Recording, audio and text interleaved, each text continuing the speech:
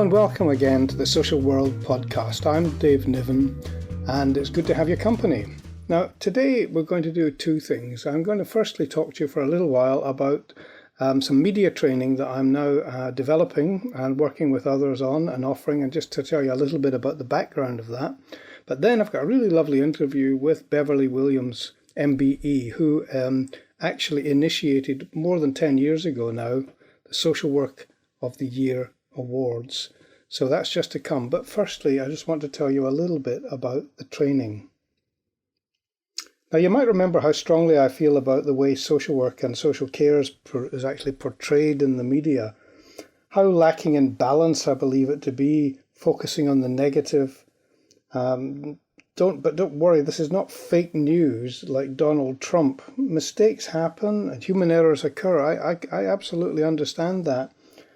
But don't forget that there are somewhere upwards of 50,000 open cases of children considered to be at risk of abuse every day in the United Kingdom. And so many years ago, when I was elected to be the national chair of the British Association of Social Workers, I felt as though I'd been thrown in at the deep end when dealing with the media. Appearing on the agenda-setting news programmes, having to both defend and promote my profession in the glare of often negative publicity, I was constantly looking to balance what seemed to always be a one-sided contest. Now, I was always trying to highlight the thousands of children and vulnerable adults that were protected by dedicated, hard-working social workers every day of the year. But not a great deal has changed all these years later. Senior managers are constantly under scrutiny when challenging cases come to the public attention. Frontline staff are rarely heard talking about all the success stories that go on every day. It's just not what the news seems to want. So, I've developed several levels of training in how to work with the media, from basic level to crisis management. And one such is being offered by Sanctuary Training, an advanced course on how to respond to the media in times of crisis.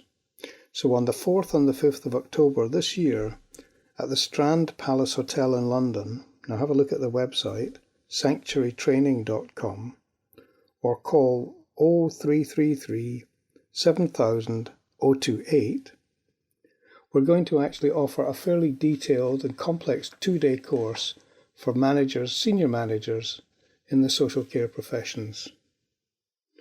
And we will be doing testing of communication skills in a safe environment. We will be able to respond openly and as informatively as possible while keeping confidential. And just remember that little adage of mine from before. Local authorities sometimes do confuse confidentiality with secrecy. So there's opportunities to tell stories without giving away details of any particular individuals. We'll talk about how to professionally structure a television interview. We'll set up a full studio for people to actually work in, and we'll actually do recorded interviews at the beginning and at the end of each individual that comes on the course. We'll look at effectively using social media within the context of a crisis. And we'll understand how to prepare press statements, and if necessary, if people who attend want it, we'll look at actually how to actually structure and get the best out of press conferences themselves. We'll talk about looking how to actually deal with image, how to deal with tips about presentation, how to get your story, your message across without sounding defensive. I mean, the whole issue of being on the media is at the moment imbalanced if you haven't thought it through. Many people have actually come a cropper, and you all know too well who they might have been, seeing them over the years when challenges occur. And it's not that they've got a problem, they've got something to hide, or they're trying to obfuscate things. It's just that they don't seem to realise sometimes how to properly deal with the media, how to plan the best possible responses, how to remain in control and show genuine concern and compassion whilst that whole process is occurring and unravelling and while the investigations are underway. So we want to really offer that as a as a means to get the best of you across at the time. That set aside, I still strongly believe that we don't get enough representation from frontline staff, whether it's social workers, health workers, social care workers, people in the public sector on the front line. We don't hear enough of them. And a lot of that is to do with, I think, fear and apprehension of senior management, worrying what they might say, worrying what they might do. But what I say in return to that is, look, for those who were willing to put themselves forward, there's no reason on earth that they would be put up for the major crises. There's no reason on earth why they should be put up for the major challenging cases, the ones in which there's massive public attention and looking for people to blame and so forth. They can be put forward to talk about success stories. Now, we all know that the press and the media has got a voracious appetite for stories. They need information, they need things to fill their programs. So if you put contact from local authority in your local area to, say, free newspapers or local commercial radio stations, or just even cultivate relationships with one or two local journalists, and talk about all the thousands, the tens of thousands of success stories that occur in our world every day of the year, then they will have material, genuine people who deal with it from the front line, hands-on, and plenty of opportunity to actually learn more. So, as I've again always said, the next day when a new case occurs and the social workers or the health staff or whoever it happens to be go around to that person's house to try and gain their trust and get some information, make an assessment of risk and look at what's going on, there will be just that better balance, just that better opportunity, because they will have seen, the families in the local community will have seen a bit more about what actually goes on within the professions. They will know that it's not all about snatching children or going into blame or looking for problems. They're going in there to actually be a professional helpers. They're looking to maintain children and vulnerable adults within families wherever possible. They're looking to maintain the structures of families together. They're looking to do what they're trained for. And at the end of the day, if there's that balance in the media, if there's that more understanding of what people do, then genuinely they'll get over the doorstep much, much easier and get in to do what they're meant to be doing, what they're trained to be doing. So there's a huge value in actually understanding, working with, and being more open and transparent with the media wherever possible, at the same time as allowing them to see what goes on in our world.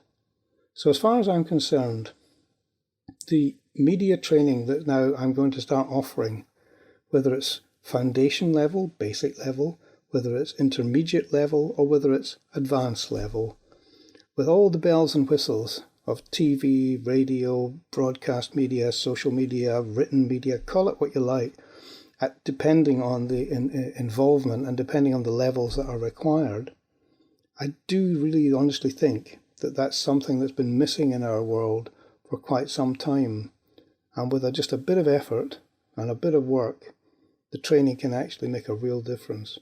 So have a look at this particular setup. Have a look at my website, as usual, socialworldpodcast.com, where the information is at the moment.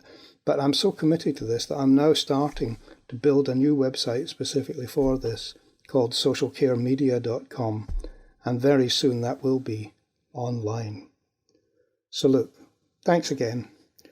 And remember, keep your ideas coming for this program. I get plenty, but I could always do with more. Contemporary ideas, up-to-the-moment issues, challenges, what's going on in the media at the moment, what's going on in our world at the moment. And I'll record it and I'll do what you ask me, because it's your program as much as mine. Anyway, now I want to introduce Beverly Williams. Now, as I said, this is a nice interview. It's a person who's actually done quite a bit for actually promoting the profession, and the Social Worker of the Year Awards now have become quite a substantive event, and this year in November it's no exception. So, without any ado.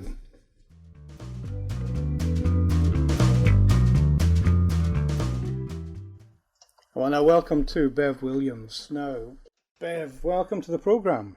Good morning. Good morning. Now, let's start. Let's start with what you're possibly, I could honestly say, best known for, which is the inaugural Social Worker of the Year Awards in 2006. Your idea, your baby, and something you ran for a few years, and now it's taken off like a rocket. So, effectively, can you just tell me a little bit about the beginning of these awards and why you thought about it, how you went about doing it, and what it was like in the early days? Okay, I qualified as a qualified social worker back in 2004, and I started my first role in the local authority of Hertfordshire. From the early start, as I started to work there, I recognized a lot of social workers were very down, they came across very low, with low self-esteem. And I used to get some really negative comments about, oh, you'll be like us in a couple of years' time. And they used the word, you'll become very jaded and so on and so forth. And I'm thinking, no, I don't want to be like that, because I've just studied for 2 years and I want to come and make the changes that I trained to do. So I carried on doing I carried on doing my work and so on. And when I moved to Peterborough Local Authority in 2006, I was getting the same vibes and the same atmosphere. All very good social workers, all doing phenomenal jobs, and I wanted to be just like them. Yeah. But again, their self-esteem, David, just seemed really low. And then I just had a light bulb moment whilst I was sitting at my desk, and I shared it with a very close friend of mine, who's still a very good friend of mine to this day, also a social worker.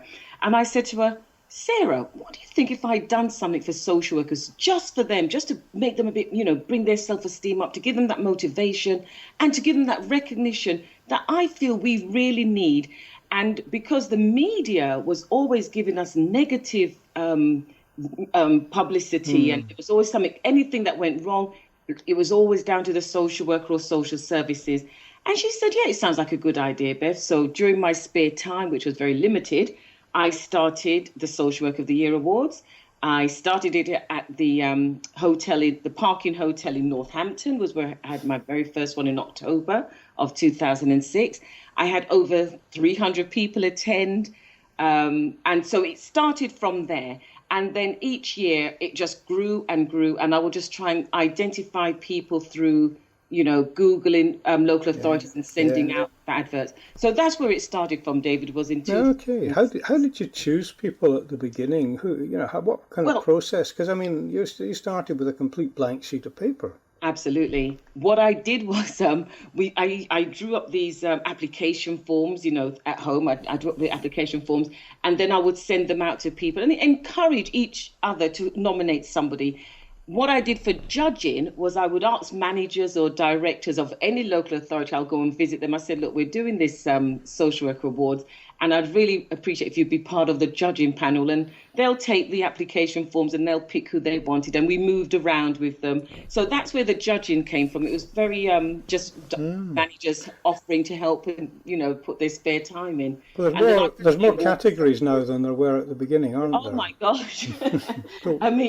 As I said, I ran it single-handedly for 5 years, and I still laugh when someone said, so where's the rest of your team? I said, there was no team, it was just solely me. However, as I said, 5 years after I started, Sanctuary came along, and James Rook came, and he saw the event, and he thought it was good. And he and I met up after the event a couple of times, and we spoke about a way of taking it forward. And I have to look back, and when I attend each year, and it's now, I think, on its 11th year now, it's just grown. It's grown more than I ever imagined it would be. We've had 3 sessions of it in the House of Commons alone. To get into the House of Commons, social workers in the House of Commons, that was a breakthrough. And the only reason we moved from the House of Commons was because we outgrew the House of Commons. It couldn't accommodate the amount of people that wanted to attend.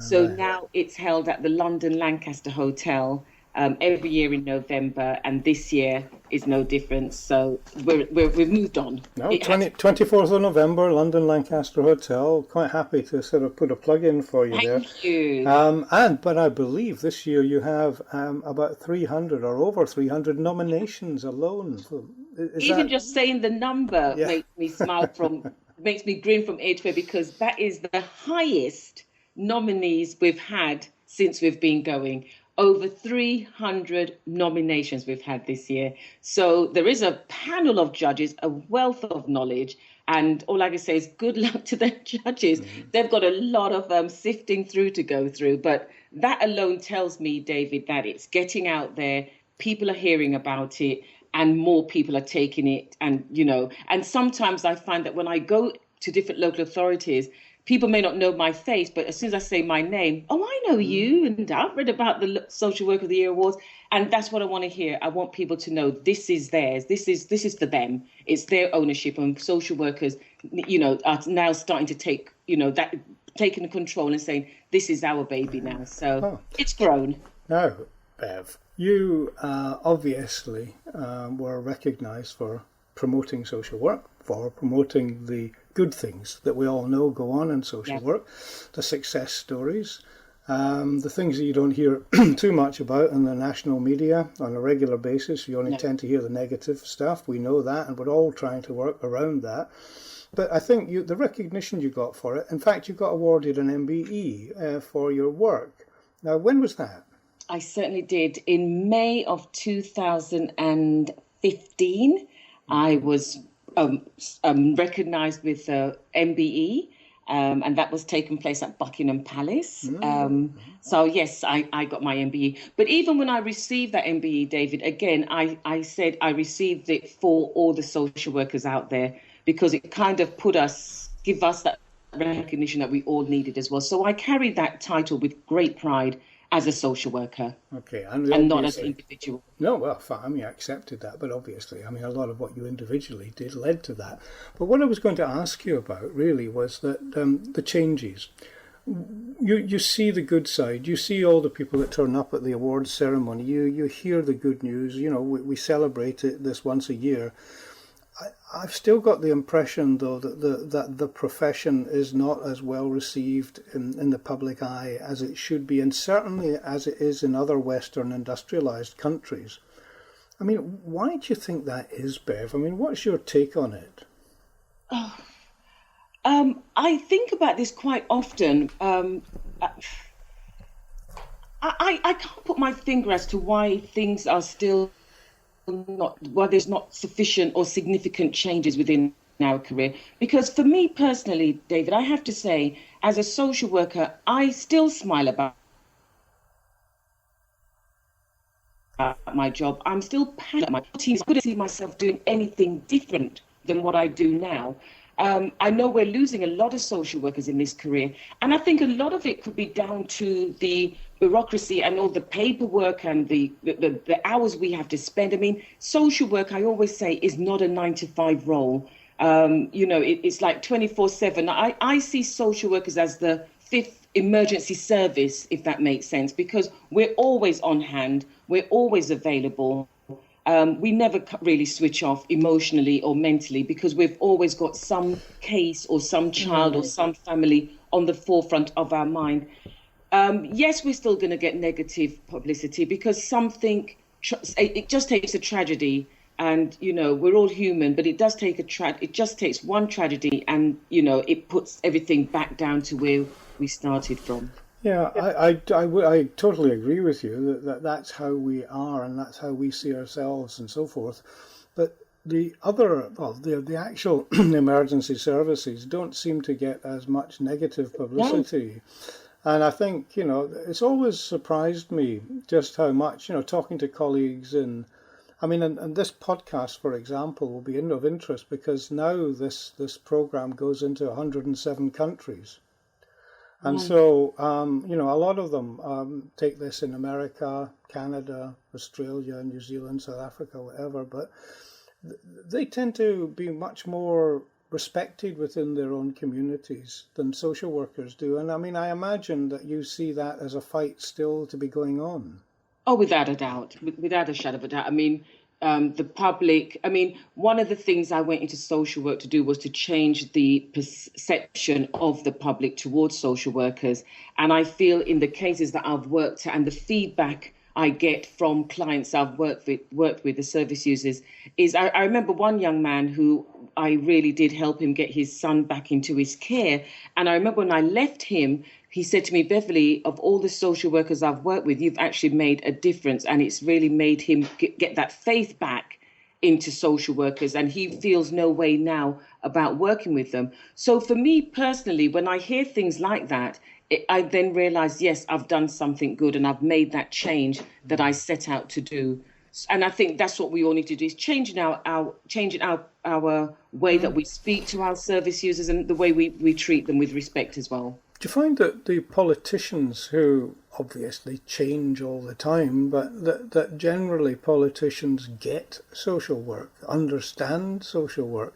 Because we've bounced around over the years, in my understanding, from department to department, or from minister to minister, or from bits of legislation here, bits of legislation there. People's idea of social kind of just changes and what they want, and following the whole dogma as opposed to following what we would consider to be the best for society. So I mean, is that your vision as well, or do you think we're getting there? That's what I'm trying to ask you, David. If I'm going to be honest, I'm going to say we're getting there. I think one thing I've recognised, and I think that'll be echoed, is with the social worker awards since it started, when it started growing. We're getting so much recognition from MPs. I mean, every year there's somebody there. I mean, one year we had the Secretary of State there. We've had MPs doing speeches there. We also, apart from the Social Worker of the Year Awards ceremony in November, we also get invited to a parliamentary reception at the House of Commons usually around the March, April time. And we get a fantastic reception there. And I think from that alone, I'm starting to see some changes, small as it may be, but I have to look that there is some positive coming through from this. Okay, what about the professional association, the British Association of Social Workers? What's your view on their journey? I can't really comment too much about that, David, because I haven't really kept up with what the changes are on that score. So I'm not really in a position to comment that much about where that's going. I'm not in a position to say much about that. They're getting more members. Let me put it that way. I mean, on the upside, they most certainly are getting more members. They have over 20,000 social workers now as members, which I think is much healthier than it used to be. Than it was when it started. Yeah, it's definitely going in the right direction. Put it that way, and I think it could only do good for the profession. But there are 100,000 social workers in the UK. And therefore, it makes you, I wonder why, because I mean, they do offer good things for social work. They offer, apart from protection and apart from support and advocacy, they offer lots of good policy work as well. I just wonder, it's a strange one, because social workers are responsible too.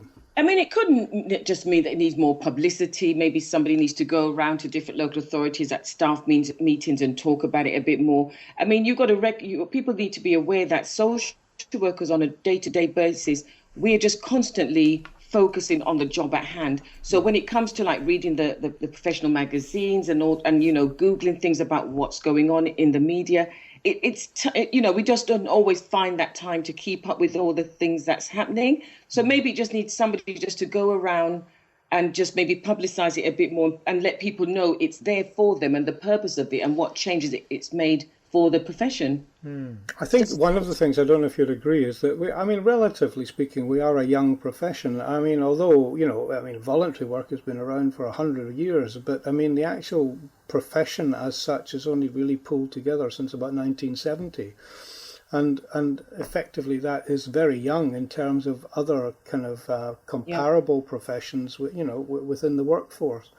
So maybe it's just a case of that you and others like you are kind of some of the pioneers, let's put it that way. Definitely. So look, tell me a little bit about the November thing. You've got how many categories roughly are there? Because there's team of the year, there's social worker of the year. There's so many, and I didn't bring. Unfortunately, I didn't have that literature in front of me. But there are so many now. There's, like I said, the overall one is the Social Worker of the Year award. We've got student social worker. We've got teams. We got adults as well as children. We need to always remember that there's, because although I Oh, advocate yeah. for the children's Yeah. side, we've got the adult ones, we've got disability teams. The company that actually runs it and does all the work for it is Genesis, and they do a phenomenal job. I mean, when people come to, I describe the November ceremony bigger and better than the Mobile Awards. The atmosphere there alone, David, and I'm sure if you recall, is electrifying. And for me is a rewarding on its own, just to see the faces of people, how happy they are that this is happening for them. So yes, it's a really great event to go to. Okay, I'm going to ask you a couple of final questions now, all right? The usual kind of wrap-up questions, but important ones. Firstly, I want you to imagine that the future, as you well know, and we're talking here digitally, the social work will change. We know that. There will always be face-to-face, but a lot of people are saying that a lot more social work is going to be done either online or remotely, or packages and assessments, because that's your particular skill. Assessments are going to be done in a more kind of computerized way rather than by a human. How do you feel about the changing face of assessment and the changing face of how social work is actually delivered? It cannot work. It just cannot work. I think, as I said, I do assessments now, and I've been doing that since last year. And you have to have that face-to-face contact. You have to have that interaction with the client, the service users. You have to be in their homes. You have to sit down and get to know them. It just cannot be done. It's not an online system or something that you can just do electronically. You need social workers will always have to be there to go out and see people. It just cannot be done without them. I agree with you. I do agree with you. I just wondered, though, that there are some things I think we could hopefully embrace that. I mean, for example, like GPs will do some minor kind of consultations like on Skype or wherever, and elderly people whose relatives, for example, are in Australia and have never used a computer in their life can be encouraged to talk to them face to face and maintain the contact and be stimulated in that way. And, smart homes where people can stay in their own homes for longer because there's a lot of computerized support there for them. I think there are some things, surely, that we can embrace, but never lose the face-to-face, as you say. No, we could never lose that face-to-face thing. I mean, as me speaking as an individual, I don't do online banking. I'm just not IT literate at all. So never, and I do feel for the elderly who has to remember all these PIN numbers and passwords, and it's just getting ridiculous now that I can't even cope with the changes that's going on with devices, etc. Okay, well, listen, final question, all right? I want you to envisage that I'm a student, okay, thinking of a profession and not sure what to choose. Why would I choose social work? It's funny you ask me that question, because when I do come across young people like you, as a scenario you said, who don't know where to go, I always say to them, think about going into social work, because some people do put them off. Oh, don't do that.